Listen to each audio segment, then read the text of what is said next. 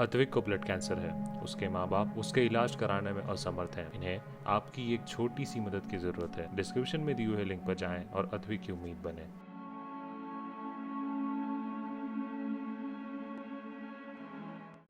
Corona महामारी का असर इस साल की हज यात्रा पर भी देखने को मिल रहा है। हज यात्रा 2021 की शुरुआत जुलाई के महीने से होगी।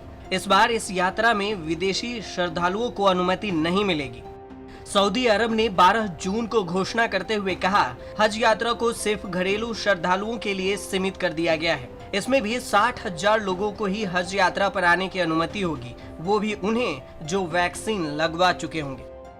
इससे पहले पिछले साल सऊदी अरब में पहले से रह रहे लगभग 1,000 लोगों को ही हज के लिए चुना गया था। सामान्य हालात में विश्व भर से लगभग 20 लाख मुसलमान हज करते हैं।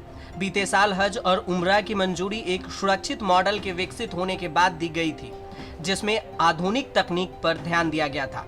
तीर्थ यात्रियों तक सुविधा पहुंचाने के लिए तकनीक का सहारा लिया गया था। बता दें कि हज यात्रा को कुरान में बहुत पवित्र माना गया है। जो लोग शारीरिक, मानसिक और आर्थिक रूप से सक्षम हैं, उनके लिए जीवन में एक बार हज यात्रा करना फर्ज माना जाता है।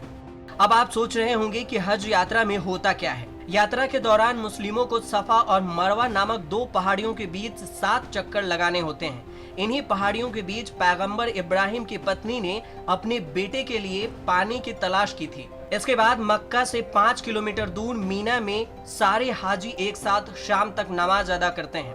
अगले दिन अरफात नामी जगह पर पहुंचकर मैदान में नमाज अदा की जाती है। वहां से लौटकर सभी मुस्लिम शैतान को पत्थर मारने की रस्म अदायगी करते हैं।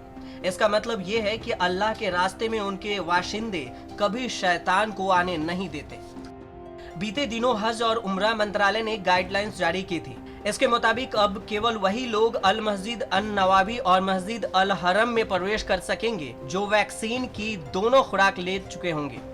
पिछले साल अक्टूबर महीने में सऊदी अरब ने विदेशी तीर्थयात्रियों के लिए बंद उम्रा को कुछ शर्तों और पाबंदियों के साथ अनुमति दी थी। न्यूज़ तक ब्यूरो।